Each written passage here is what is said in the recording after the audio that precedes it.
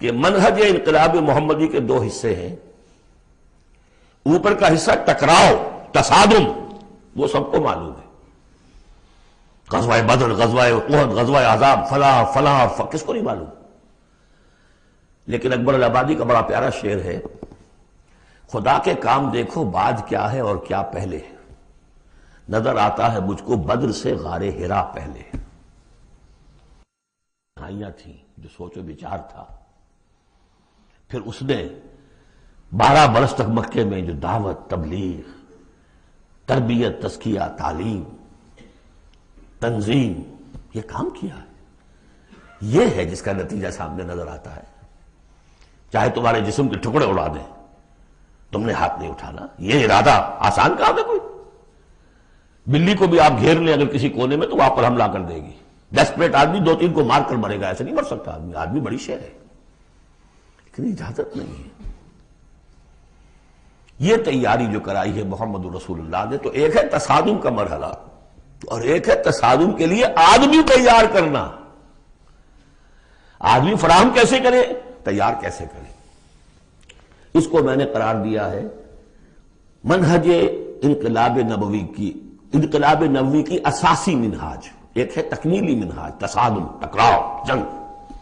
اساسی منہاج ہے how to procure proper people, procurement of people and then their training. یہ ہے مسئلہ، اور اس کا مرکز و محور قرآن ہے. اگلی سورہ، سورہ جمعہ، اسی سے بحث کر رہی ہے. یوں سمجھ لیجئے کہ بعثت محمدی کا مقصد، اس کے لیے تصادم کے مراحل، یہ سورہ صف میں، لیکن اس کے لیے مردان کار کی تیاری کا عمل سورہ جمعہ میں.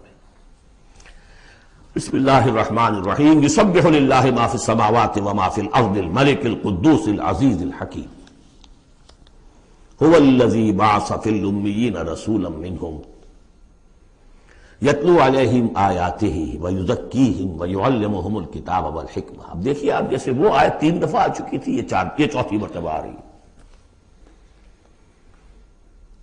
وہ بنیادی طریقہ کار کیا تھا؟ قرآن کی تلاوت. قرآن اس مقناطیس کے مانند تھا کہ جس کے اندر جس کی روح بیدار ہے اس کو کھینچ لے گا. یہ ہے آپ کا آلہ دعوت. اب آپ کے پاس وہ آ گئے جو سلیم الفطرت، کسی درجے میں سلام، جن کی زیادہ سلیم الفطرت اور زیادہ جو ہے وہ فوراً آ گئے. کچھ کو تھوڑا سا وقت لگا، پھر کچھ اور وقت لگا، کچھ اور وقت لگا، تو 12 برس میں مکے کی جو ہے وہ ہانڈی کے اندر پوری طرح بلو کر نکال دیا گیا. اور جو نکالا پھر ان کی تربیت، ان کی تعلیم اسی کتاب سے. حکمت قرآن پر بیس کر رہا ہے سارا پروسیس. تربیت بھی قرآن سے، تزکیہ بھی قرآن سے، دعوت بھی قرآن سے. تذکیر بھی قرآن سے، تبشیر بھی قرآن سے، انذار بھی قرآن سے. تذکیر، انذار، تبشیر، اس سے دعوت ہو گئی. اور شفاء لما فی الصدور، دل کے اندر کی جو روگ ہے ان کا علاج. یہ دل کا روگ ہے کیا؟ دنیا کی محبت، اللہ خیر صلی اللہ، مال کی محبت، اولاد کی محبت، سب کیا ہے؟ ہاتھی کے پاؤں میں سب کے پاؤں دنیا کی محبت. یہ قرآن نکال دیتا ہے. هو الذی بعث فی الامیین رسولا منہم، وہی ہے جس نے بھیجا، اٹھایا امیین میں سے ایک رسول، انہی میں سے. یتلو علیہم آیاتہ، ان کو پڑھ کر سناتا ہے اللہ کی آیات. یہ وہ مقناطیس. ویعلمہم الکتاب والحکمہ، ان کو تعلیم دے رہا ہے کتاب اور حکمت کی. ویزکیہم ویعلمہم الکتاب، وہ تزکیہ کر رہا ہے. تلاوت آیات کے ذریعے سے غلط نظریات ختم ہوئے. غلط نظریات ختم ہوئے. ان غلط نظریات پر جن ہمارے اعمال کی بنیاد تھی، ہر عمل کے پیچھے کوئی نظریہ ہے، کوئی ویلیو ہے جو آپ کے ذہن میں ہے، جس کے تحت آپ کوئی بھاگ دوڑ کر رہے ہیں، کوئی عمل کر رہے ہیں. وہ ویلیو غلط ہے تو عمل غلط ہوگا، ویلیو صحیح عمل صحیح ہوگا. قرآن نے ویلیو آپ کی صحیح کر دی.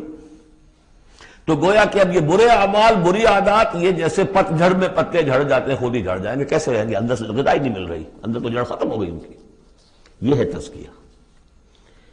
اور پھر تعلیم کتاب و حکمت. اب انہیں سکھاؤ، احکام دو، اور بڑی گہری بصیرت والی باتیں بھی سکھاؤ. وہ سب کے لیے نہیں ہے. اس کو وہ کہتے ہیں جیسے کہ ہمارے ہاں عربی مدارس میں بھی اب ہے شعبہ تخصص. خارج التحصیل تو تم ہو گئے، اب تخصص کرو. یہ اصل میں تعلیم حکمت جو ہے یہ محمد رسول اللہ کی تعلیم کا اور تربیت کا شعبہ تخصص ہے، یہ سب کے بس کا روگ نہیں. وَمَن يُؤْتَ الْحِكْمَةَ فَقَدْ أُوتِيَ خَيْرًا كَثِيرًا يُؤْتِي الْحِكْمَةَ مَن يَشَاءُ وَمَن يُؤْتَ الْحِكْمَةَ فَقَدْ أُوتِيَ خَيْرًا كَثِيرًا. یہ اللہ تعالیٰ کسی کسی کو صلاحیت دیتا ہے. وَإِن كَانُوا مِن قَبْلُ لَفِي ضَلَالٍ مُبِينٍ، اور یقیناً اس سے پہلے تو وہ کھلی گمراہی میں تھے. وَآخَرِينَ مِنْهُمْ، اور محمد کو بھیجا ہے اللہ نے صرف امیین کے لیے نہیں، اوروں کے لیے بھی جو ہے تو انہی میں سے پوٹینشلی لما يلحقوا بهم، ابھی ان میں شامل نہیں ہوئے. حضور سے ان کے بارے میں پوچھا گیا، حضور نے مجلس میں بیٹھے ہوئے تھے، سلمان فارسی ان کے کندھے پر ہاتھ رکھا، فرمایا حکمت اگر سریا پر بھی ہوگی تو اس کی قوم کا کوئی شخص اسے لے آئے گا. اور کم سے کم یہ کہ تمام جو حنفی مسلمان علماء وہ سمجھتے ہیں کہ اس حضور کی حدیث کا مصداق امام ابو حنیفہ ہے رحمۃ اللہ علیہ. بہرحال اس میں کوئی شک نہیں کہ ایرانی قوم جو ہے بحیثیت مجموعی بہت ذہین فتین، فلاسفر ایک سے ایک بڑھ کر، متکلم سارے کے سارے ایرانی ہیں. یہ ساری چیزیں ان کے ہاں فلسفہ منطق دو چیزیں کی گھٹی میں. 3 مراکز رہے ہیں دنیا میں فلسفہ اور منطق کے، ہندوستان، ایران، یونان، 3 ہے. نمبر 2 پہ جرمنی آ جائے گا، اس لیے کہ وہ بھی ایرینز ہیں. یہ ایرینز ہیں، یہ حام کی نسل ہے میری تحقیق کے مطابق. اللہ تعالیٰ نے سام کی نسل کو چن لیا نبوت کے لیے، حام کی نسل کو چن لیا حکمت کے لیے. یہ میری رائے ہے، یہ صرف میرے اسٹریک تھاٹس ہیں، یہ کوئی یوں نہ سمجھیے. لیکن بہرحال میں اب آخری جو چیزیں بھی میرے پاس ہیں وہ بھی میں آپ کو اس دورہ ترجمہ قرآن میں دے رہا ہوں. وآخرین منہم لما یلحقوا بہم، میرے نزدیک اس آیت کی صحیح تعبیر کیا ہے کہ ایک نیوکلیس، جیسے کہ اسٹرکچر آف ایٹم ہے، ایک نیوکلیس ہے، اس میں پروٹونز ہوتے ہیں اور بھی بڑی بلائیں ہوتی ہیں، اب تو ایک سے ایک نکلی آ رہی ہیں. جب ہم نے فزکس پڑھی تھی تب یہ تھا کہ ایک نیوکلیس ہے، اس میں پروٹونز ہیں، پازیٹیو چارج ہے، اور پھر یہ ادھر جو ہے وہ اب الیکٹرانز چل رہے ہیں دائرے میں، بڑا ایٹم جو ہے وہ بہت سے دائروں میں. تو نیوکلیس اس امت کا امیین، بنو اسماعیل اور ان کے تابع اہل عرب مشرکین، یہ نیوکلیس. پھر سب سے پہلے ایرانی آ گئے، پہلا جو ہے الیکٹران ایرانیوں کا ہے. پھر رومی آ گئے، کچھ آ گئے ادھر سے، کچھ قبطی آ گئے ایجپشنز. ادھر سے آگے آپ بڑھے تو ہندی آ گئے، سندھی آ گئے، پہلے سندھی آئے پھر ہندی آئے. یہ سب ہیں اب مختلف دائرے، یہ بڑھتا جا رہا ہے. لیکن نیوکلیس امیین اور باقی سب آخرین. امیین میں سے چونکہ خود حضور تھے لہذا ان پر اتمام حجت آخری درجے میں ہو گئی، لہذا ان کے لیے کوئی رعایت نہیں تھی، اگر ایمان نہیں لائیں گے تو قتل کر دیے جائیں. یہ سورہ توبہ میں ہم پڑھ چکے.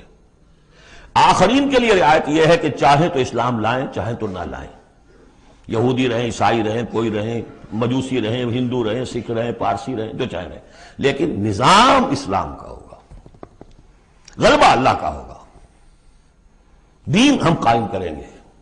تم رہو اپنے طور پر جو ہندو رہو، جو چاہو رہو. وآخرین منہم لما یلحقوا بہم وہو العزیز الحکیم، اور وہ عزیز ہے اور حکیم ہے. ذالک فضل اللہ یؤتیہ من یشاء، یہ اللہ کا فضل ہے، وہ دیتا ہے جسے چاہتا ہے. اللہ کا فضل ہے. اس فضل کے بڑے درجے ہیں. سورہ بنی اسرائیل میں آیت پڑھی، ان فضلہ کان علیک کبیرا. حضور سے خطاب ہے، سب سے بڑا فضل، سب سے بڑا فضل، سب سے بڑا فضل اس پوری کائنات میں محمد رسول اللہ پر ہوا. اگرچہ ان کا فضل کس طور سے ہوا ہے وہ آپ دیکھ لیجئے، ماریں پڑی ہیں، پتھراؤ ہوا ہے، خون کے دھارے چھوٹے ہیں. اللہ کا فضل جو ہے دنیا میں وہ ناز و نعم نہیں ہے، عیش نہیں ہے، آرام نہیں ہے. جس میں سب سے بڑا فضل تھا اسے یتیم پیدا کیا، پوستھیومس پیدا بھی ہوا باپ کے فوت ہونے کے بعد، بالکل مفلس قلاش. وہ تو مادائی حلیمہ کو کوئی اور بچہ ملا نہیں تھا تو قرۂ فال بنا میں من دیوانہ زدن ہو گیا معاملہ، ورنہ لوگ چاہتے تھے اچھے کھاتے پیتے گھرانوں کے بچے لیتے تھے، یتیم کو کون لے جائے گا. لیکن وہ یتیم پھر کیا بنا، در یتیم. ووجدک ضالا فہدی ووجدک عائلا فاغنی الم یجدک یتیما فآوی. پھر جو کچھ ہوا ہے سخت، آپ کا جو نوجوانی کا دور ہے، سخت مشقت مزدوری. آپ کہتے ہیں میں قریش کی بھیڑیں بکریاں چند ٹکوں کی مزدوری پر چلایا کرتا تھا. قراریت، درہم و دینار نہیں، قراریت ٹکے کیسے. بہرحال یہ دنیا کا معاملہ اور ہے. فرمایا وآخرین منہم لما یلحقوا بہم وہو العزیز الحکیم ذالک فضل اللہ. یہ میں بیان کر رہا تھا فضل کبیر بلکہ فضل اکبر تو ہوا حضور پر. پھر جو بھی محمد کے دامن سے وابستہ ہو گیا بہت بڑا فضل ہے. چاہے اللہ نے ہمیں پیدائشی طور پر یہ فضل دے دیا ہے، ہم اس فضیلت کا قدر نہ کریں اور وہ پھر رانگہ درگاہ حق ہو جائے وہ دوسری بات ہے. اللہ نے تو دیا. بل اللہ یمن علیکم ان ہداکم للایمان، تمہیں اس راستے پر ڈال دیا ہے اللہ کے بندو. تمہیں پیدا کیا وہاں جہاں تم نے پیدا ہوتے کان میں اذان سنی ہے اور دوسرے کان میں اقامت سنی ہے. اس سے بڑا فضل کیا ہوگا؟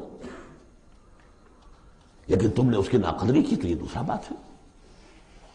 ذالک فضل اللہ یؤتیہ من یشاء واللہ ذو الفضل العظیم. اللہ بڑے فضل والا ہے. لیکن یہ کہ اب یہ جو پروسیس تھا، جو محمد رسول اللہ کا اعلی انقلاب تھا، قرآن، اب محمد تو جا رہے ہیں صلی اللہ علیہ وسلم، یہ پروسیس آگے کون جاری رکھے گا؟ نبی تو کوئی آ رہا نہیں. لہذا حضور نے کہا خطبہ حجۃ الوداع میں قد ترکت فیکم ما ان تمسکتم بہ او اعتصمتم بہ لن تضلوا ابدا کتاب اللہ. میں چھوڑ کر جا رہا ہوں. یہ محمد کے قائم مقام ہے یہ قرآن. یہ عصائے موسیٰ سے 100 گنا بڑا معجزہ ہے. عصائے موسیٰ صرف موسیٰ کے ہاتھ میں تھا تو معجزہ تھا. بعد میں تو وہ لٹھیا کی لٹھیا اور کیا ہے، پڑا ہوگا کسی ٹرنک کے اندر شاید ہو اب بھی، جیسے کہ کہتے ہیں یہودی ہے لاٹھی ہے. اب وہ سانپ تو نہیں بنے گا کسی کے لیے. یہ معجزہ ہے جو ہر ایک کے ہاتھ میں آ سکتا ہے، بشرطے کہ اس کا حق پہچانے، اس کا حق ادا کرے، اس کی قدر و قیمت کو جانے. افبہذا الحدیث انتم مدہنون وتجعلون رزقکم انکم تکذبون. اس کے ساتھ تمہارا یہ معاملہ ہے، یہ مداہنت ہے. دنیا بھر کی زبانیں سیکھ لو، دنیا بھر کے علوم سیکھ لو، اتنی عربی نہیں کہ قرآن مجید کو براہ راست سمجھ سکو.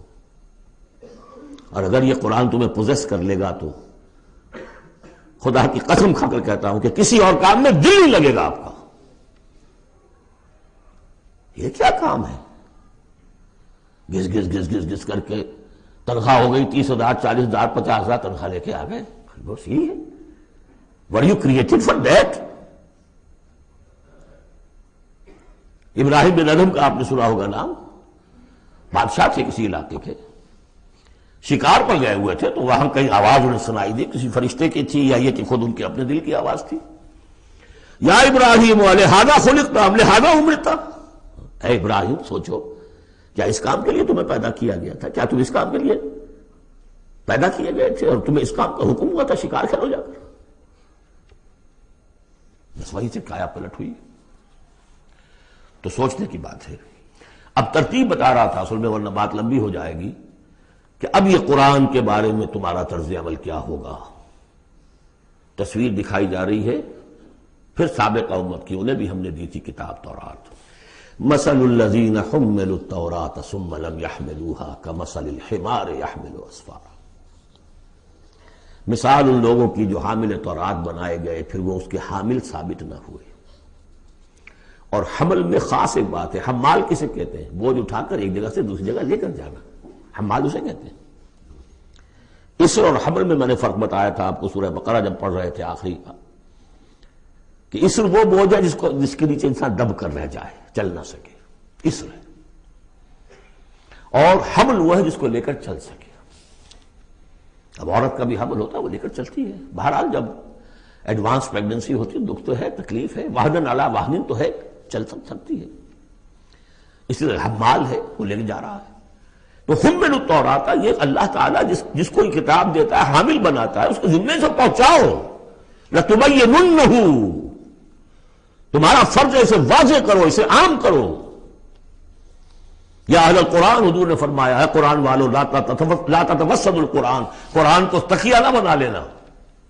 ایک ذہنی سہارا ہمارے پاس اللہ کی کتاب ہے، 40 من سونا ہم نے لگا دیا ہے اس قرآن کو تاروں سے لکھنے پر۔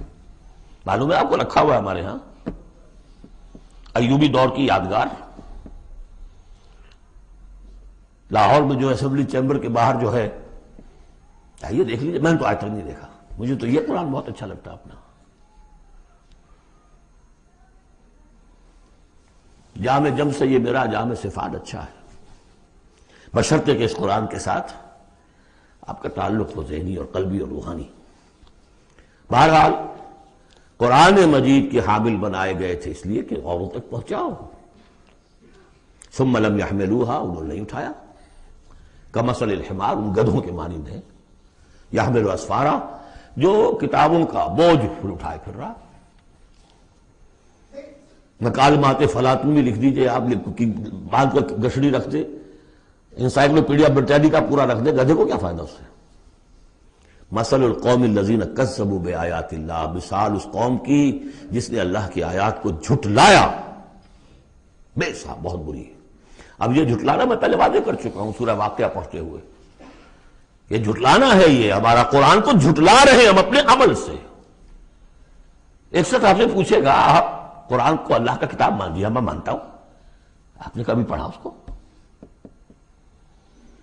آپ 7 سمندر کا سفر پار کر کے یہاں MBA کرنے تشریف لے آئے ہیں امریکہ میں، MBA معلوم ہوتا ہے کہ کوئی پتہ نہیں کوئی جنت کی کوئی سیٹ ہے کیا ہے۔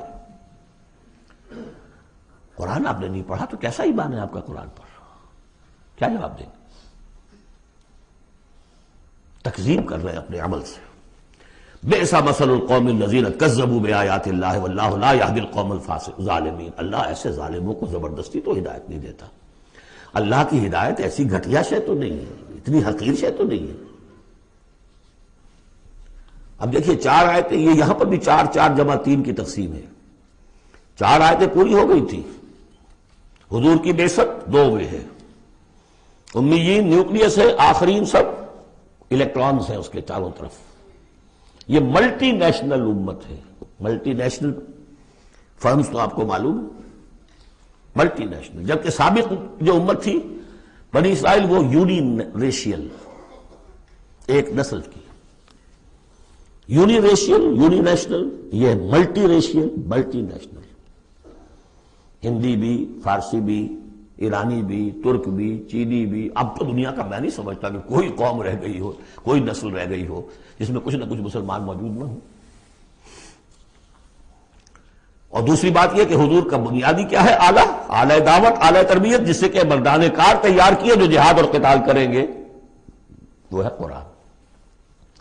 اب آگے 4 آیتوں میں وہ جو طرز عمل ہمارا ہو گیا اس کی تصویر دکھائی جا رہی ہے بنی اسرائیل کے طرز عمل میں۔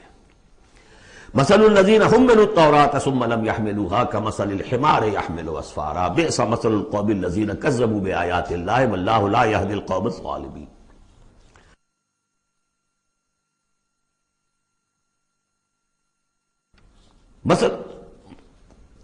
اس کے بعد نتیجہ کیا نکلتا ہے؟ جو آیات الہیہ سے رشتہ ٹوٹے گا تو سہارا کیا چیز رہ جائے گی؟ ہم تو اللہ کے چہیتے ہیں، لاڈلے ہیں، ہمیں تو جہنم میں کوئی جھونک ہی نہیں سکتا، جھونکے گا بھی تو دوسروں کی آنکھ میں دھول جھونکنے کے لیے چند دن کے لیے، ہمیں بھی ڈال کے فوراً نکال لیں گے۔ اللہ کو بھی چوری کرنی ہے، خیانت کرنی ہے، ہمارے لیے کرنی ہے۔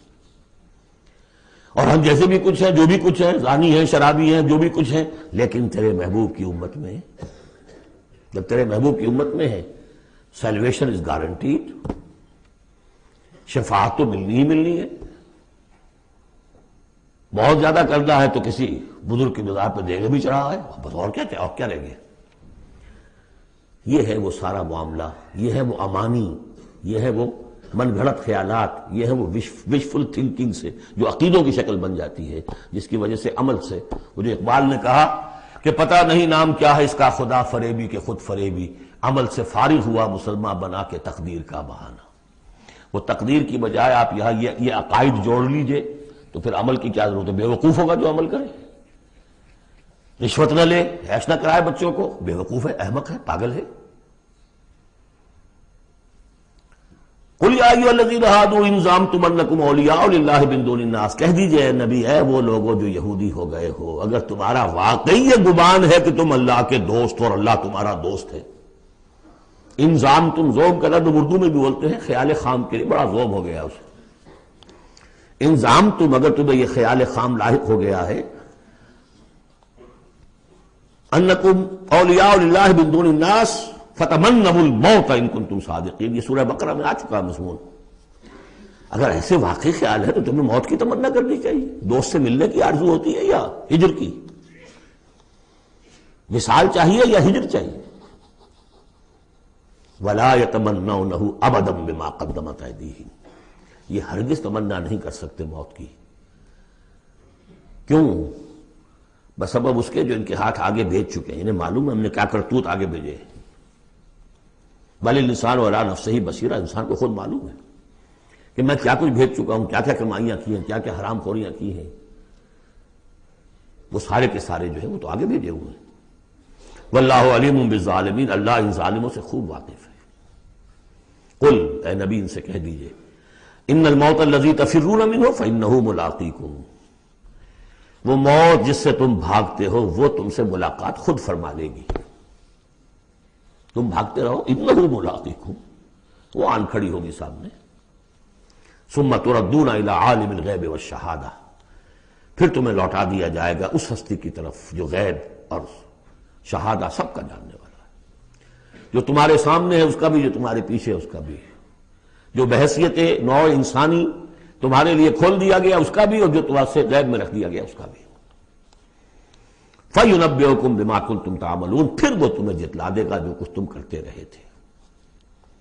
یہ دوسرا حصہ ہو گیا 4 آیات کا۔ گویا کہ جو کتاب محمد رسول اللہ دے کر گئے ہیں، قد ترکتم، اور جس کے لیے حکم دے کر گئے تھے کہ اب تمہارے ذمے ہے، میرے کندھے پر سے یہ بوجھ اتر کر تمہارے کندھوں پر آ گیا ہے۔ الا هل بلغت انا نشهد انک قد بلغت وادیت ونصحت، انا نشهد انک قد بلغت الرسالۃ وادیت الامانۃ وکشفت الغمۃ، یہ تو گواہیاں لی ہیں۔ اس کے بعد اللہم اشہد، اللہم اشہد، اللہ تو بھی گواہ ہے، یہ مان رہے ہیں۔ اور پھر فَلْيُبَلِّغِ الشَّاهِدُ الْغَائِبَ، ایک سائی آف ریلیف، میرے کندھے پر جو بوجھ تھا، اِنَّا سَنُلْقِي عَلَيْكَ قَوْلًا ثَقِيلًا، کل یہ آیت ہم نے پڑھنی ہے، آج وہ بوجھ میرے کندھے سے اتر گیا لیکن تمہارے کندھوں پر آ گیا۔ مجھے تو صرف امیین تک یہ فرض براہ راست انجام دینا تھا، تمہیں پوری نوع انسانی تک انجام دینا ہے۔ A heavy burden، اس کے لیے یہ ہے دوسرا حصہ 4 آیات کا۔ اب تیسرے حصے میں اس قرآن کی تعلیم عام، تعلیم بالغان کا جو نظام قائم کیا گیا اس کا ذکر ہے۔ جمعہ کیا ہے اصل میں؟ اب رہ گئی رسم ادا، روح بلالی نہ رہی، فلسفہ رہ گیا، تلقین غزالی نہ رہی۔ یہ جمعہ کیا ہے؟ یہ حزب اللہ کا ہفتے وار اجتماع ہے۔ کمیونسٹوں کو بھی ایجاد کرنے پڑے تھے ہفتے وار اجتماع، ہفتے وار اجتماع، اسٹڈی سرکلز۔ اس لیے انقلابی کارکن کے ذہن میں جب تک اس کا نظریہ تازہ نہ رہے وہ قربانی کیسے دے گا؟ قربانی تو ہر لحظہ آئے گی، ہر آن آئے گی، قدم قدم پر آئے گی۔ لہذا اس نظریے کا، نصب العین کا، اپنے مقصد کا شعور بالکل کانشس لیول کے اوپر مستحضر رہنا چاہیے۔ لہذا اجتماعات، اب ظہر کی نماز کی بجائے جمعہ، وہاں 4 فرض یا 2 کر دیے، 2 کی جگہ خطبہ۔ خطبہ کس لیے؟ تعلیم قرآن، تعلیم بالغان۔ ظاہر ہے وہاں کالجز نہیں تھے، کتابیں نہیں تھی، پریس نہیں تھے، چھاپے خانے نہیں تھے، آڈیوز نہیں تھے، ویڈیوز نہیں تھے، کچھ بھی تو نہیں تھا، لیکن ایک نظام ہے۔ ہفتے میں 1 دن ایسا نکال لو، اگرچہ پورا دن نہیں چاہیے، یوم سبت کی طرح نہیں ہے، نہاؤ دھو، اچھے کپڑے پہنو، خوشبو لگاؤ، آؤ مسجد میں چل کر، پہلی گھڑی میں آ جاؤ گے تو اتنا ثواب ہوگا جتنا کہ ایک اونٹ کی قربانی کا۔ ہم نے آنکھوں سے دیکھا ہوا بچپن میں، 7-8 بجے کے قریب مسجدوں کے اندر ہجوم ہوتے تھے، لوگ پہنچ جاتے تھے گاؤں سے، اس لیے گاؤں میں جمعہ ہوتا نہیں تھا۔ اب تو ایک خاص مسلک ہمارے ہاں جو آیا اہل حدیث حضرات کا، انہوں نے 4 آدمیوں پہ بھی جمعہ کھڑا کر دیا، تو اب خام خواہ کاہے کو جائے گا کوئی آدمی شہر کے اندر؟ پہلے تو یہ تھا کہ جو مسئلے جامع نہ ہو، جو ایک شہر نہ ہو جس کے اندر کہ کوئی حکومت کا ایک بڑا افسر نہ رہتا ہو، تو اس کے بغیر جمعہ نہیں ہوتا۔ پھر ان مسئلوں کو چھوڑ دیجئے، آئیے جمع ہوئیے، کوئی نائب رسول منبر رسول پر کھڑے ہو کر وہی عمل کرے، یتلو علیہم آیاتہ ویزکیہم ویعلمہم الکتاب والحکمہ، تاکہ یہ پروسیس اب ابدی ہو جائے امت کے اندر۔ اس لیے جمعے کی یہ اہمیت ہے کہ فرمایا گیا کہ 3 جمعے بھی چھوڑ دو گے بغیر عذر کے لَيَخْتِمَنَّ اللَّهُ عَلَىٰ قَلْبِهِ، اس شخص ایسے شخص کے دل کے اوپر اللہ تعالیٰ مہر کر دیتا ہے۔ لیکن بات یہ ہے کہ وہ ساری حکمت ختم، وہ مقصد ختم، نہ وہ مقصد ہے، رہ گئی رسم اذاں روح بلالی نہ رہی، اور فلسفہ رہ گیا تلقین غزالی نہ رہی۔ جمعہ ہے پھر بھی کھڈر بتا رہے ہیں عمارت عظیم تھی، اب بھی جو اہتمام ہوتا ہے جمعے کے لیے کھنڈر ہی صحیح، لیکن بتا رہے ہیں کہ یہ کتنی بڑی عظیم عمارت تھی۔ بس اب ترجمہ کر لیجئے، وقت بہت کم ہے، جو اس کا ربط ہے وہ میں نے بیان کر دیا۔ یا ایھا الذین آمنوا اذا نودی للصلاۃ من یوم الجمعۃ فاسعوا الی ذکر اللہ وذروا البیع، اے ایمان والو جب تمہیں پکارا جائے نماز کے لیے جمعے کے دن، یعنی جمعے کی نماز کے لیے، تو لپکو اور دوڑو، ہر طرح کے کاروبار کو چھوڑ کر اللہ کے ذکر کی طرف، اور چھوڑ دو کاروبار۔ اور یہاں ذکر سے مراد نماز تو ذکر ہے ہی، اصل میں خطبہ ہے۔ ذالکم خیر لکم ان کنتم تعلمون، یہی تمہارے لیے بہتر ہے اگر تم علم رکھتے ہو۔ فاذا قضیت الصلاۃ فانتشروا فی الارض وابتغوا من فضل اللہ، یہودیوں کا جو یوم سبت والی وہ سختی نہیں ہے، صبح کا زیادہ وقت تو مطلوب ہے کہ لگے اس کام میں، لیکن جمعے کے بعد پھر آپ جائیں پہ کام میں لگیں۔ یہی میں نے کہا تھا نواز شریف صاحب سے کہ آپ کو جمعے کی آدھی چھٹی کرنی ہے تو بعد کی چھٹی کیجئے، پہلے کی چھٹی کیجئے، بعد میں لوگوں کو دفتر بلا لیجئے، کام کرائیے ان سے، قرآن کے مطابق تو وہ ہوگا۔